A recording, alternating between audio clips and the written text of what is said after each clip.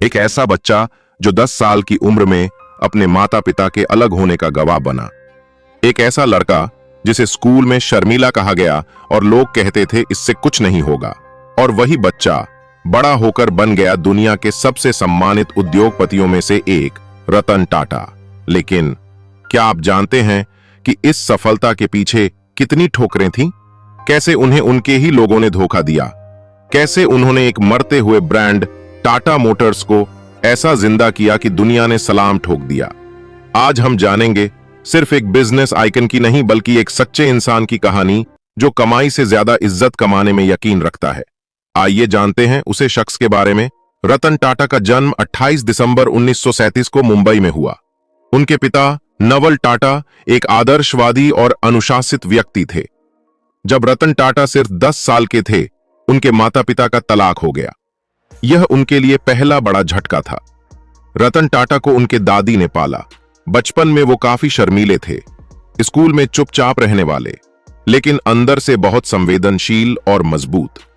उन्होंने Cornell university से architecture की पढ़ाई की। सब कुछ अमेरिका में अच्छा चल रहा था, लेकिन अमेरिका छोड़कर भारत वापसी रतन टाटा अमेरिका में ही बसना चाहते थे। वहां उन्हें प्यार भी हुआ, लेकिन किस्मत को कुछ और ही मंजूर था। उनकी दादी की तबीयत बिगड़ गई और वे भारत लौटे। वहीं से शुरू हुआ उनकी जिंदगी का असली संघर्ष। अब उन्हें टाटा ग्रुप की जिम्मेदारी दी जाने वाली थी, लेकिन एक प्रॉब्लम थी। टाटा सन्स में मौजूद पुराने अधिकारी उन्हें सीरियसली नहीं लेते थे, क्योंकि वो नेहरू स्टाइल के सूट पहनते थे, बातें कम करते थे और पॉलिटिक्स में नहीं पड़ते थे। जब कंपनी में ही लोग खिलाफ हो गए, 91 में JRD टाटा ने उन्हें टाटा ग्रुप का चेयरमैन बना दिया और यहीं से शुरू हुई अंदरूनी राजनीति। टाटा की कई कंपनियों के CEO ने रतन टाटा के फैसलों का विरोध किया। वो कहते, ये लड़का कुछ नहीं कर पाएगा। लेकिन रतन टाटा ने हार नहीं मानी।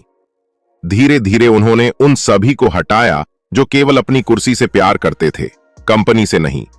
उन्होंने नई सोच, युवा टैलेंट और टेक्नोलॉजी को प्राथमिकता दी। टाटा मोटर्स एक डूबती हुई कंपनी को खड़ा करना।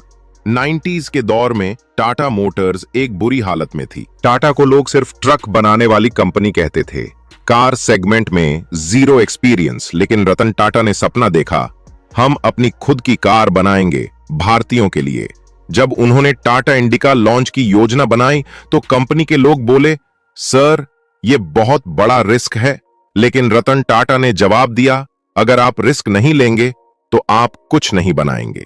1998 में टाटा इंडिका लॉन्च हुई। शुरुआत में फेल हो गई, कंपनी घाटे में चली गई। बोर्ड ने सुझाव दिया, कार डिवीजन बंद कर दो। रतन टाटा अमेरिका गए, फोर्ड कंपनी को इंडिका बेचने का प्रस्ताव देने। फोर्ड के चेयरमैन ने रतन टाटा से कहा, जब आपको कार बनानी नहीं आती तो आपने बनाई क्यों? हम आपको खरीद कर एहसान करेंगे। यह बात रतन टाटा को चुभ गई। उन्होंने डील तोड़ दी और चुपचाप भारत लौट आए। लेकिन उन्होंने हार नहीं मानी। उन्होंने फिर से इंडिका को बेहतर बनाया और 2000 के बाद वह कार बाजार में चल निकली। बदला लेने की बारी आई 2008 में। वक्त ने करवट ली। फोर्ड की ही दो बड़ी कंपनियां जैगवार और लैंड रोवर बर्बादी के कगार पर थीं। फोर्ड अब खुद उन्हें बेचने के लिए बेताब था और रतन टाटा ने उन्हें खरीद लिया, वो भी 9,200 करोड़ रुपए में। फोर्ड का वही चेयरमैन अब कह रहा था, आपने हमारी जान बचाई है। ये था रतन टाटा का जवाब, शब्दों से नहीं कर्मों से। एक इंसान।